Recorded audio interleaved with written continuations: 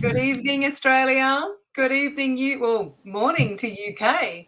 I'm welcomed today by Adam Duval, who is the co-host of the Mental Health Warriors. I'm so privileged to have you on my show today, or tonight, as it is in Australia.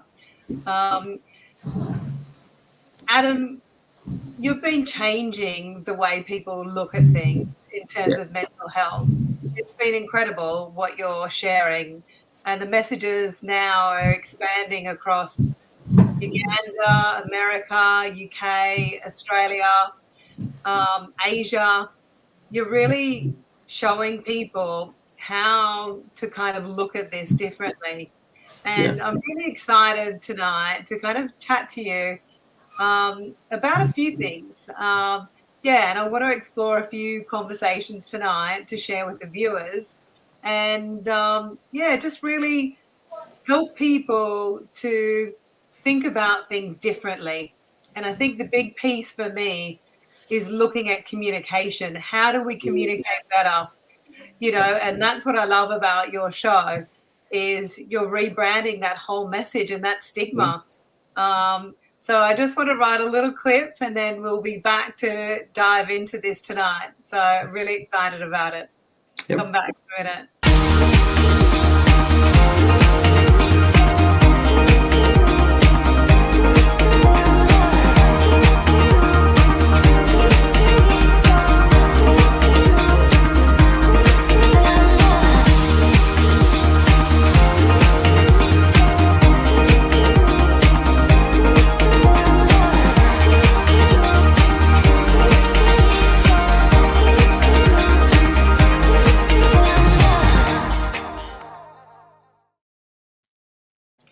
Welcome back. So tonight, what I want to talk about tonight is overcoming trauma within us. I think it would be a great topic for you and I to explore. There's been a lot happening, I know, in your world over the last few weeks and even the last few months. And for me, I look at the word trauma and it can be, how should I say, defined in so many different ways. Yeah. And it could be something that, we could have experienced trauma from a child or a teenager or even as an adult. And how do we overcome trauma within us? And I think that's a really big piece. And I really love the fact that we're going to be exploring this tonight, Adam.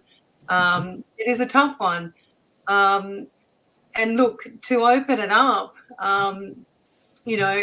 would you like to, say, share with us, a little bit, of trauma that you've had in your life and, what are the practices or what are the things that you've done and, how do you support oneself when going through trauma and also building that strength?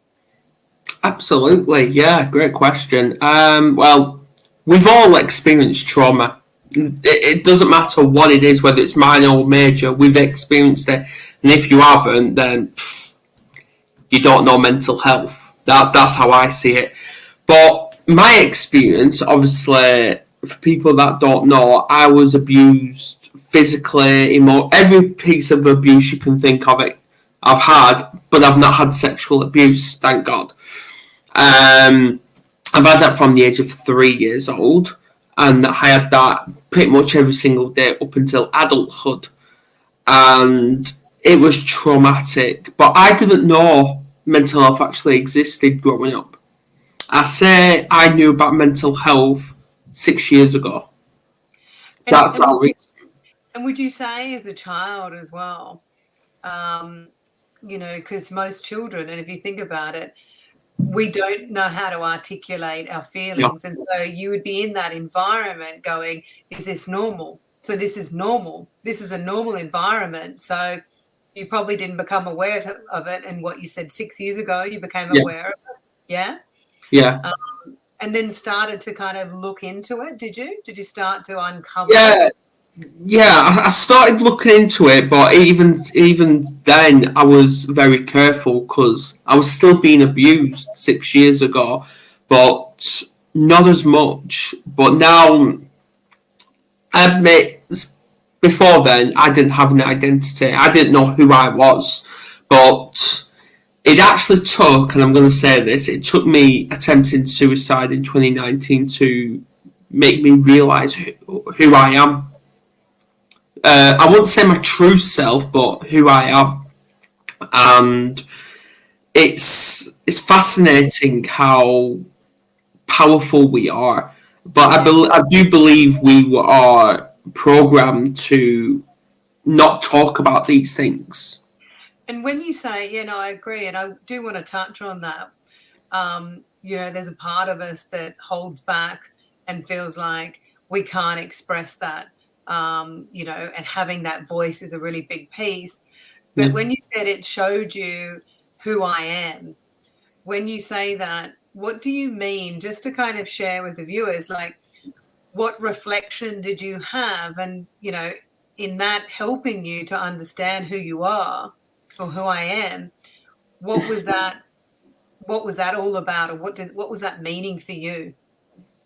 It means that I can finally focus on myself. Self-belief, I say. And that's what we all need to do, is focus on ourselves before we can look after others. Now, I keep saying to Kerry and the kids all the time, pretty much daily, that my life is more important than them. Now, I know some people are going to say, well, that's just selfish because you should always put your kids first. I'm like, no, you don't. You don't put your kids first. You put them second, because if you're not looking after yourself, how the hell can you look after them? Yeah. And look, and I think that takes away the point of selfishness, right? Exactly. So I agree. And it's more just explaining that meaning to people, Adam. And I think once you actually do that and articulate that, and so now as adults, we can share that. But it might be confusing, say, sharing it with your children. They'd be like, well, hang on a second, Dad. What's this all about? But then you're actually mirroring and modeling that for them to actually say, guys, I'm wanting you to choose yourself first. Exactly, yeah, because currently my daughter is struggling with her own mental health issues, but I keep saying this over and over again. I'm not just a dad to these kids, I'm a coach as well. I coach them to focus on themselves, now how important, how crucial self-care, self-love is. And it makes them focus on their own self-identity, which I never had that opportunity growing up, but they do. No, and that's what makes it so powerful. Yeah. It really strengthens that. And I think the word self-love and self-care, Adam, it's quite amazing, because it is something that we don't learn or practice. I know I never did. And I was always giving to others.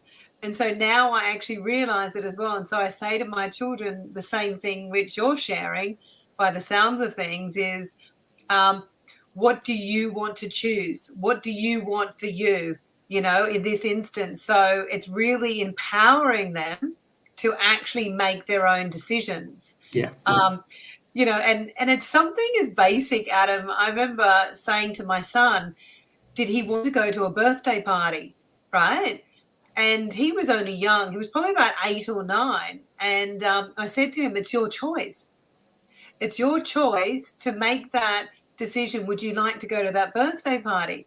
And it was quite interesting, because he made the choice not to go. And then he realized afterwards he wanted to go. So it was good awareness for him to actually then go, okay, it's such a big thing. And it's so powerful, what you're teaching them. I think it's amazing. Exactly, because obviously both me and Kerry, we never had a voice growing up. That was taken away from us, but I keep saying we've all got a voice. We was born with a voice box, so why should we be limited or restricted from actually using it? You're born with it, so bloody well use it. Yeah. And look, I agree. I mean, but there's times, I suppose, where we can exercise it. Yeah. And then there's other times when we are consciously aware and don't need to exercise it, but yet it's just as powerful. Exactly. Yeah. I think we are very unaware of how powerful, how powerful creatures we are. That's how I'm going to brand us. Oh, and we are powerful creatures, but I don't think we understand our powers. No. And I actually throw this question out to a lot of people. Come on. And I'm going to ask you, did you know that we have 4 powers? 2 internal ones and 2 external ones. Yes. Yes. Yeah. And what are those 4 powers? Hearing, listening, smelling, tasting. Interesting. So it's thinking, feeling, speaking, and acting. So which is same length then, same length. Yeah, but they've all got elements. So, you know, if we know that, you know, how am I thinking? How am I feeling? Which is what we hold in our bodies. And then how am I speaking to the world? Like, what am I projecting to the world, and how am I acting, which is the external part. And it's so powerful. I mean, I never knew this. You know, I didn't realize. We don't realize what we've got control of, what creature we have control of. Exactly. Yeah, well, I keep listening to motivational videos all the time, and Eric Thomas and Les Brown, I listen to them a lot. And one of them, I think it was Eric Thomas, that says we have all got 2 lions inside us, one positive, one negative, and the one comes out the most is the one you feed the most. Yeah, interesting. I like that. 2 lions. I've heard of the dragons. So I've heard of dragons, and so the dragon within us, which can come out. But yeah, I like the lion, and I'm a Leo, so it was my birthday last week. So, and how do you then know how to tame the lion? Like, if you were just say bringing out, you know, one or the other, how do you know which one is good or bad, and are they both good and bad? But at just at different times. Yeah, well, I said this last night on my live, on my show, where the fact that it's all down to communication with our subconscious mind, and either way, I used to believe there was light at the end of the tunnel. Now I just believe all that's rubbish, because at the end of the day, we are both the light and the darkness. And we can experience both. And even though darkness does look scary, it feels scary, it can also be positive as well, being in the darkness, because that will then give you the opportunity to communicate with your own subconscious mind or even conscious mind, and provide those tools to yourself, self-awareness, to push forward. Yeah. And like, do you believe that things happen for us? Yes. Yeah. 100%. And then even touching on that darkness and going back to the trauma,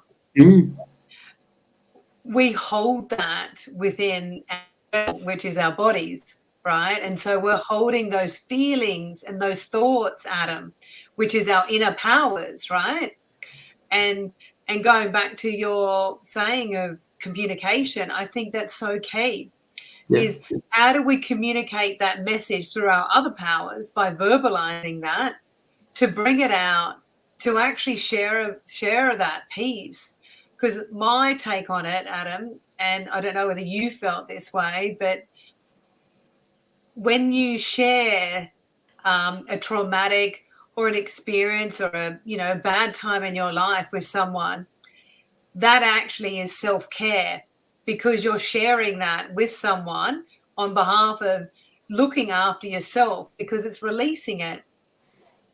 And so the second part I look at is there's part of a healing in that, in sharing that, because it takes a lot of courage to actually sometimes share our messages. And so we could all have different trauma or different secrets or different frustrations or anger. So there's so many different elements if you think about it, which all then can be bundled up in the same traumatic experience.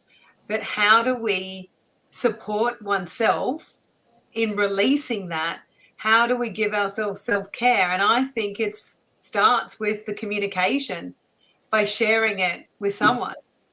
Yeah, well, we've all got skeletons in our closet, Kim. We all do. But I agree, Adam. I agree. exactly, we all do. But either way, yes, communication as it is, and self care. Yeah, it's also self awareness, and it also that when you were talking, then the things were coming to me were the facts that when we are triggered, and this ain't me going off topic here, but when we're triggered, for example, by trauma, Yeah. we keep pushing towards the mistake, the negative side, but really, that should be giving us the opportunity to self-regulate ourselves, our like communicating with both our conscious, subconscious mind and our gut as well. Where I've recently learned that communication with your gut is key. Yeah. And I think that's a really good point. It's the trigger, and the trigger with then understanding what's really coming up.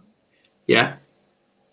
And then identifying with that. But I agree with you on why we're looking at it as a negative, whereas I actually look at it, and I know this is interesting, Adam, but I actually look at it as a positive. So when someone is frustrated or angry, and look, there is other sensitive, traumatic experiences that people have gone through, and notwithstanding that, there is such an opportunity to look into that. And yes, it will take time, but there's opportunity for us to explore that from an awareness point of view.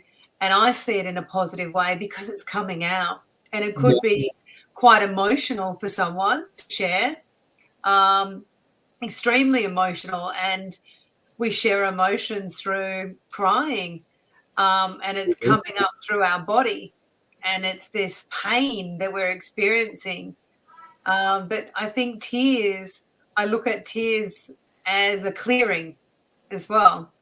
So, Yeah, I think so many opportunities it's could giving go. you that opportunity when you're crying. Like I've cried many times, and yeah, especially with men as well. We don't cry because we're being programmed and brainwashed by many others, including, without sounding sexist, but especially our partners as well, where we're being told you need to be masculine, you need to be man up and all that rubbish. No, we don't. I've cried many times, deep cry, light cry, I've done it. And that shows vulnerability, which vulnerability shows strength. Yeah, I agree. I totally agree, Adam. And I actually think it's really beautiful to see guys cry. I really do. I actually love I've cried it. on camera. Sorry? I've cried on camera. Yeah, I think it's beautiful.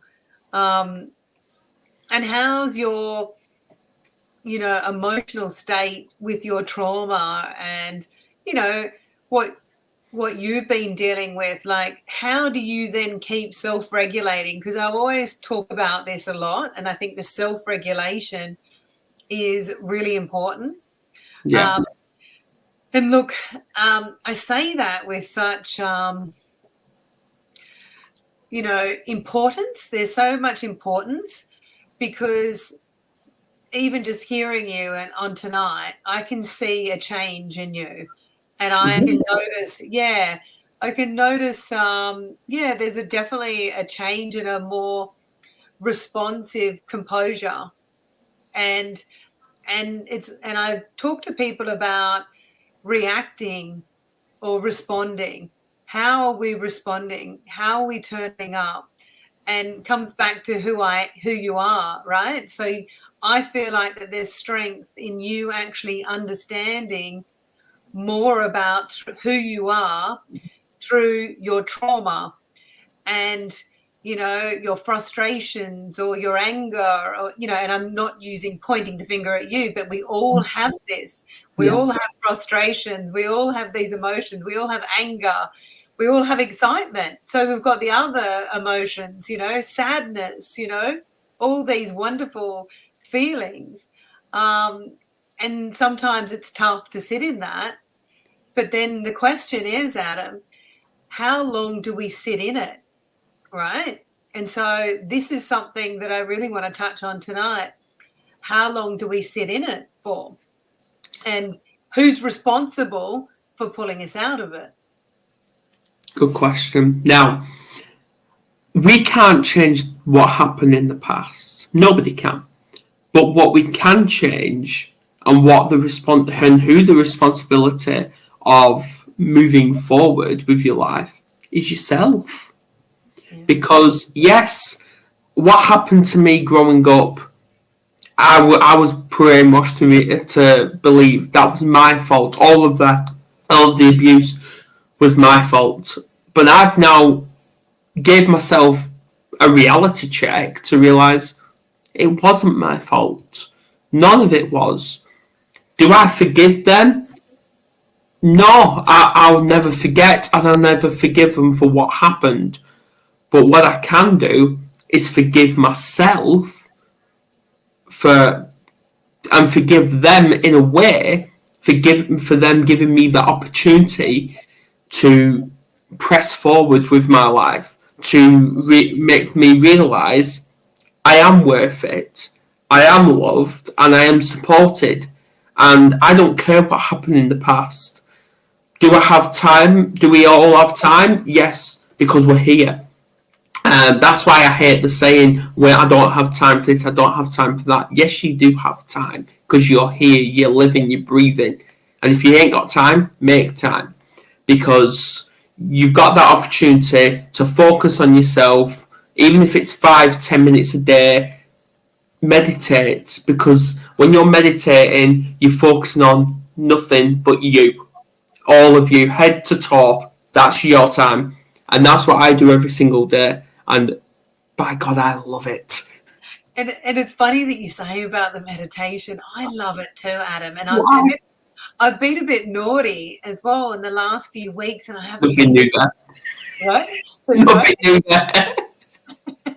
I'm always a bit naughty. And it's funny because I was only just saying today to Michael, I said, I need to get back into the meditation because I absolutely love it. I mean, I'm doing the other work during the day as well. Self-reflecting, self-care by sharing. So I do the self-care by sharing to people. My biggest thing is I take responsibility. And I had this thing that came over me the other day, and I thought, oh, am I actually complaining or downloading to a friend of mine? And it was something that had come up for me, and it was just a frustration. And it was something that I'm really passionate about getting into. And it just kind of creeped up again. And I then checked in with myself, and I was sharing with a friend, and he was happy to hold the space for me. And I realized afterwards, because I'm taking responsibility and I took ownership of my feelings and saying thank you to him for actually being there to actually hold the space. There was all these elements that I went, okay, wonder if other people are practicing this. Are they then going, okay, I'm acknowledging that I'm in this space. I'm a bit frustrated. I just need to share my voice. And in doing that, I realized it was a level of self-care, because if I hold on to that for myself, then I'm holding it within my body and I'm not using my other powers to actually release it. And it helped me because I knew I had the support, Adam. So I had the support, which is what you just shared, is, you know that you've got that support. And I think with any trauma, and look, I'd like to understand a bit more, what is it? Why do you think that we are all so focused now with the mental health side of things, and really understanding, some people want to understand where the traumas come from, others don't, and that's okay. Yeah. But it's like, do you want to go into the past, or do you want to work with what you've got at the moment? And so both parts are fine to explore, and everyone does it in their own way.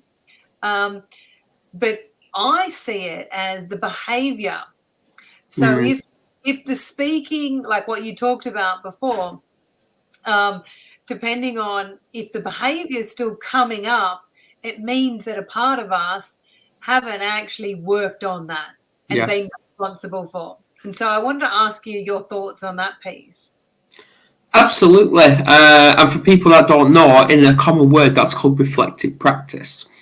And that we all should implement reflective practice. And for people that don't know what that is, it actually for you to focus on the areas of your life, what's going well, what needs improving, and what do you want to get out of it.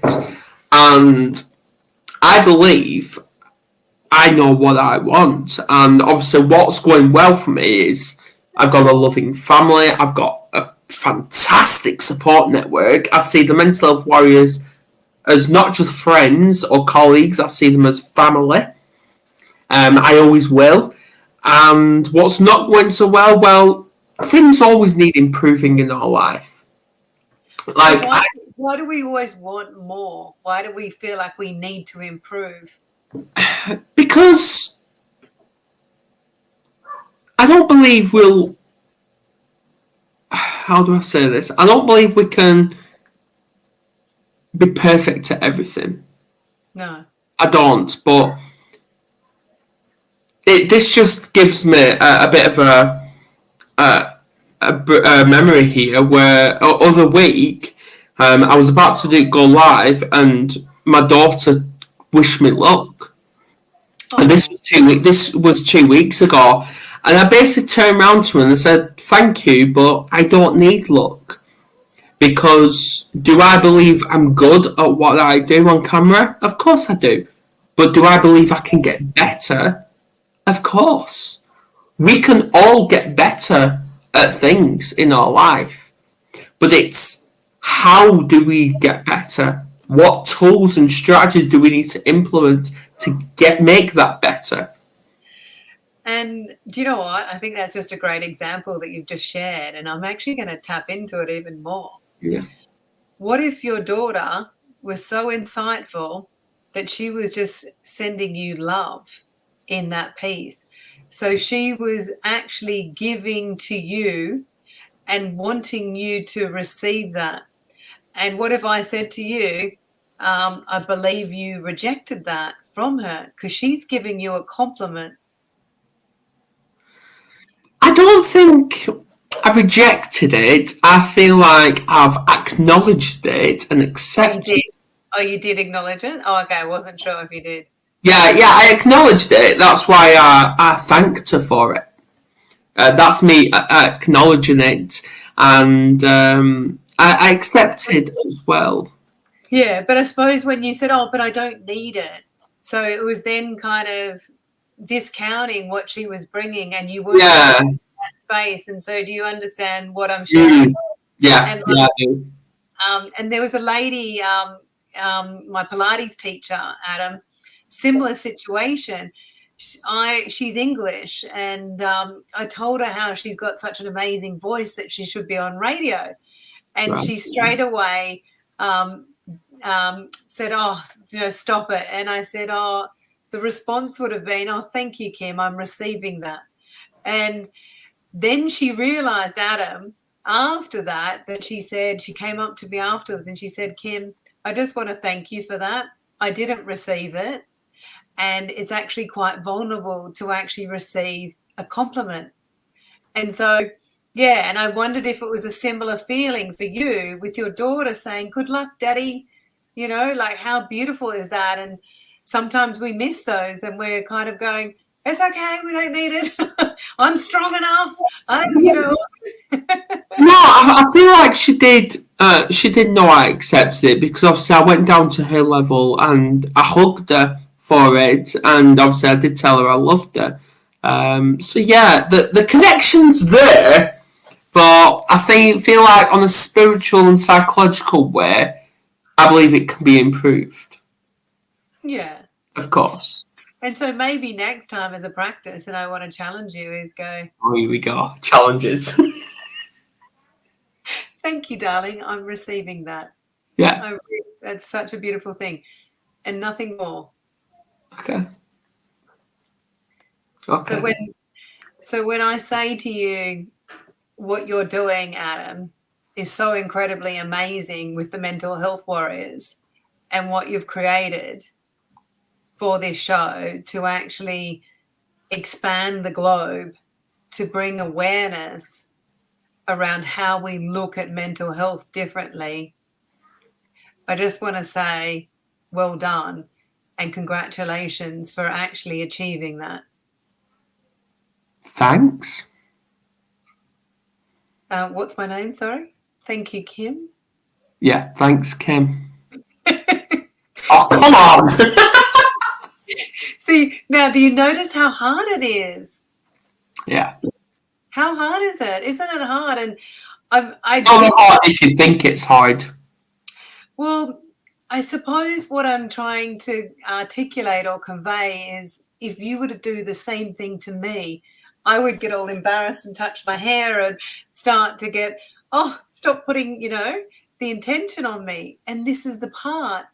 We're placing attention on people and giving them a compliment, which is what we haven't been practicing, and I went to a nail place, Adam, one day, and I said, I don't know whether I shared you this, and it's quite a funny story. And the nail lady said to me, what colour are you going to wear on your nails today? And I said, I'm going to wear red today because you told me, yeah. You told me, yeah. And then this lady turned around and said, oh, wow, isn't that a bit stuck up, And it's like, well, where in the book does it tell us that we need to keep on putting ourselves down? This is the part of building us up. See, that touches on something because I remember your very first show on the Warriors. Your anxiety was there, nerves were all over the place, and I touched base with you afterwards, and I said, you did a fantastic job, you smashed that. And you were self-doubting yourself, and I told you to stop. Because I was a perfectionist, that's why. Exactly. And some parts of us are still that, and probably will always be that. Definitely. And because we all need that constant reassurance. Yeah, that's exactly it. And you're absolutely right. It's so true. Whereas now it's kind of, even though I don't get the technology right half the time. We can't win the technology. We seem to be having better conversations. We do. I know. And going back to kind of the trauma and stuff, do you feel like that there's more work to be done with? Oh, there's always need work. There's always work to be done. And like the mental health warriors, would you ever label it in a different way? Would you ever think about it in a different way? Honestly, at first I did. Because at first I actually thought the Warriors was going to fail. And I was actually ready to delete the full page, but I'm glad I didn't, because we've got an awesome community growing here. I'm not going to say we're here to spread awareness, which we are, but we're here building a community because it's not just UK based. Mental health is a national crisis, and the only people that can stop the stigma, destigmatize this, is us lot by getting stories out there. Yeah, and really sharing our true life trauma as well. Yes. And I think that's the beautiful part, Adam, is a lot of people have probably felt ashamed to share, and now with other people coming forward to actually share their stories. I think that's a big piece, is sharing your story. and feeling safe to share it with someone who you know. Yeah. It's it's certainly becoming more enlightened, I think. And would you say that people are becoming, less agitated or less angry or less frustrated? Or do you think people are still carrying their trauma and not actually really addressing it or self-reflecting? I feel like it's a bit of both, because when we get agitated or angry, there's two scenarios to that one. Because, for example, if somebody annoys you, like, for example, a partner annoys you, which I know me and Kerry, and probably you and Michael as well, keep I'm not going to say attacking each other, but keep annoying each other. We do. That's what couples do all the time. And that's why me and Kerry are in a love-hate relationship. But anyway, that's a different story. I feel like when we're annoying each other, if we hold on to that anger so much, it becomes a grudge. And if we hold on to that grudge for too long, you're going to realise, yeah, fair enough, that person annoyed me, but in reality, who am I actually annoyed at now? Because the answer will be yourself. You're going to be annoyed at yourself. And then the question is, what are you going to achieve from that? But then the other one is anger and agitated. That can also be seen as a positive thing, because that will give you the opportunity, like, for example, trauma, to get rid of unwanted energy that doesn't belong with you. Yeah, I agree. I feel like that's a leverage. I use the word leverage point. I feel like it's a leverage point to look at addressing it. Yeah. Doing it in your own time, in your own space, with people who will support you and keep you safe. But then taking those baby steps and actually starting that process. Yeah, I mean, it's interesting what you said, and I want to touch on it around, your partners or that frustrating you. I was gifted this very many years ago, and someone said to me, no one can make you feel a particular way. It's what's coming up within us. And it's quite a powerful thing in the sense that Kerry can't make you feel pissed off, or Michael can't make me feel pissed off.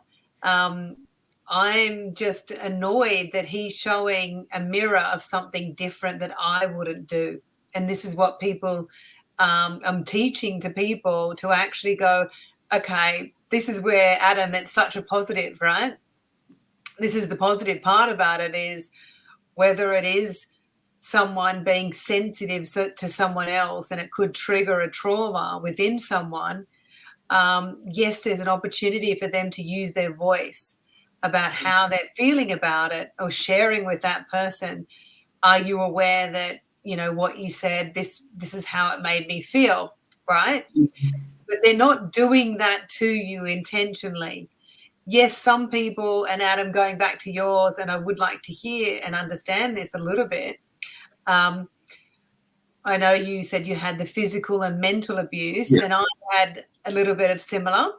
And, with people projecting on me in very, say, angry, words or ways, I'll just, keep it high level in that sense. Like, people, might be speaking loudly or speaking down to you. You take on those words, or you take on that tone, and you kind of think, oh, okay, maybe I've done something wrong, right? And depending on the trauma, I'm just using an example, but it's kind of then, as a child, and in your circumstances, which you've shared tonight, we don't necessarily have the skill sets at that age to say, this is not right. We don't have the skill sets to say, I'm sorry, I'm not going to be spoken to that way. And it's having, getting your needs met by actually saying, no, this is not right. But it's then you recognizing that later in life and going, okay, that's bothered me because that's reminded me of my trauma when I was younger. I agree, because that's why, in a way, I want to change the educational setting surrounding mental health, because I remember one day where my daughter came home and she learnt about mental health, and I'm like, brilliant, let's talk about that. So she got talking about like anxiety, depression, all that, and I'm like, okay, right, do you know how it impacts you? And she went, yeah. She got talking. I'm like, right, okay. What about the emotional side to it? Do you understand that? And she went, no, I don't. And that's my biggest problem, is because schools are teaching kids and young people about the labels and understanding how it impacts us. But in reality, as good as that is, they need to be taught, kids need to be taught how to communicate with their own emotions and communicate with their own conscious or mindset. They need to be taught that, and they're just not. And that's my biggest problem. Yeah. And I like to look at that as giving and receiving feedback. Yeah. Like giving someone feedback and receiving feedback, and and noticing those semantics or what that person might be experiencing in their body, and trying to say, oh, look, it's actually safe, it's okay to talk about this. And so it's that emotional and self-belief that comes up, Adam, which people are not necessarily confident enough to then share it, unless someone is actually looking at offering a nurturing space for someone to actually be open to sharing. It could be a lack of understanding as well. Oh, massively, yeah. Yeah. Yeah, I agree.